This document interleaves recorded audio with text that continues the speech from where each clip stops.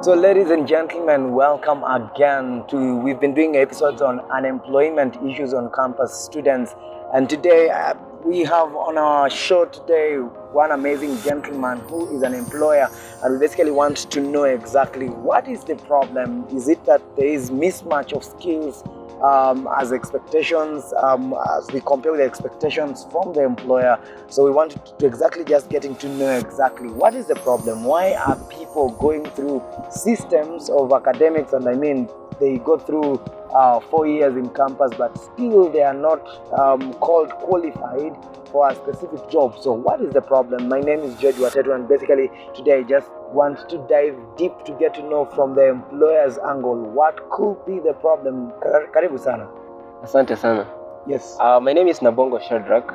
Yeah. And I'm really excited to be part of this podcast, and maybe to answer the question that you have asked me is people lack relevant skills. Yeah. Remember that people are just going through the system, 844 system. Yeah. That is for the case of Kenya, and people are not really given the skills needed for the jobs they are applying for. Yeah. And also when looking at the resumes or the CVs of people, they have exaggerated their skills, because I understand that a fourth year or a person just a fresh graduate, they don't have a lot.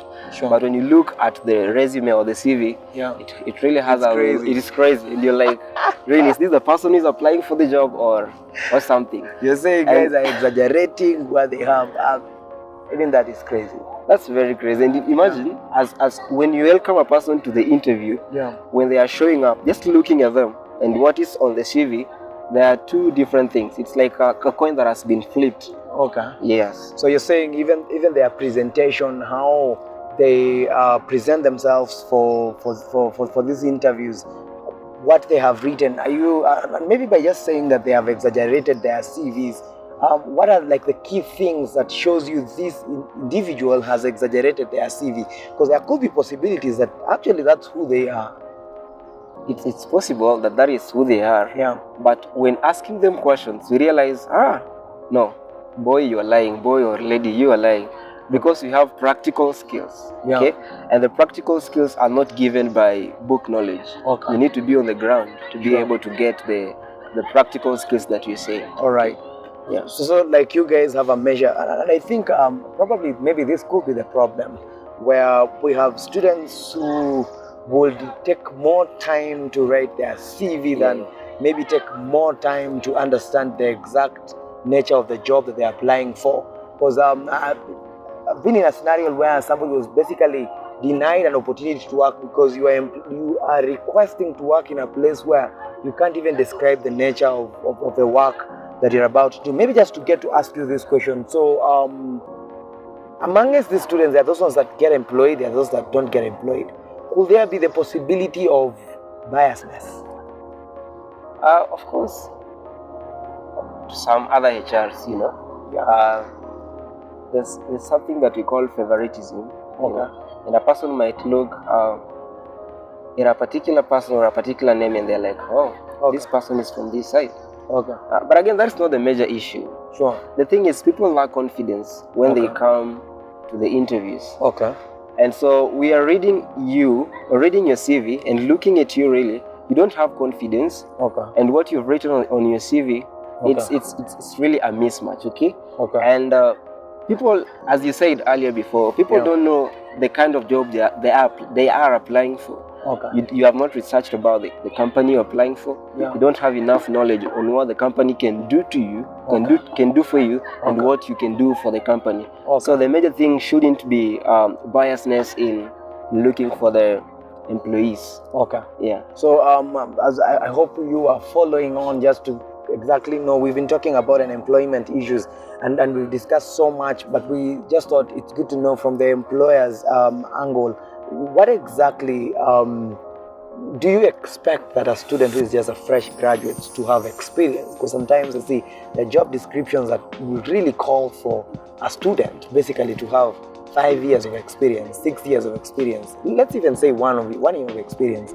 What is your expectation when you are basically asking someone who is literally coming from school to have an experience? You know, there's something that people forget, that honesty is a virtue. Okay. While we are advertising a particular job, we know that there are fresh graduates who are going to apply for the same job. Okay. And sometimes you just need to be honest enough to say you don't have enough skills for this. Okay. Or perhaps because as a company, we have particular programs that will help you to grow and mature into that particular experiences required for the job that you are applying for. So people should be honest enough. Okay. Yeah. And I think, as you've heard, you need to be honest enough. If they are looking for skills and you know you've not like been in a company for 1 year, just say, I haven't been to any company, so I don't have experience, but I'm willing to learn and confident enough to learn. Maybe the last question to the employer of the moment is, does dressing code, presentation, how someone appears on that day, does it really matter? It really matters the most. How you dress will tell me much about you. Okay. So you need to groom well while coming for the interview. Yeah. Because you can't say on your CV that you are a person who knows what you're doing, yet you are coming dressed in the way that you just want. Okay. And there's something that we call culture. And that's why I told you, you need to research about the company and their culture, because we have our own dressing culture. It could be smart casual, should be in a full suit, or something of the sort. So would you perhaps confidently say that there are so many young people, campus students, who have been denied an opportunity to work in a place because they thought that they could just dress the way I want, and then the company should respect that? That is, I agree with you.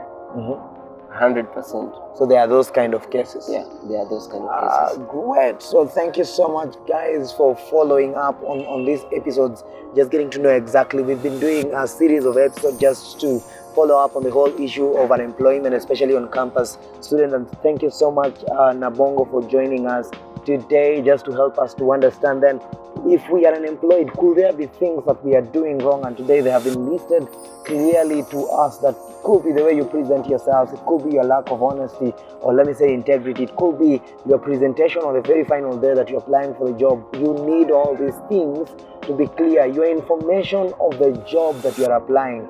How well do you know the company that you're about to join? Do you understand some of their culture?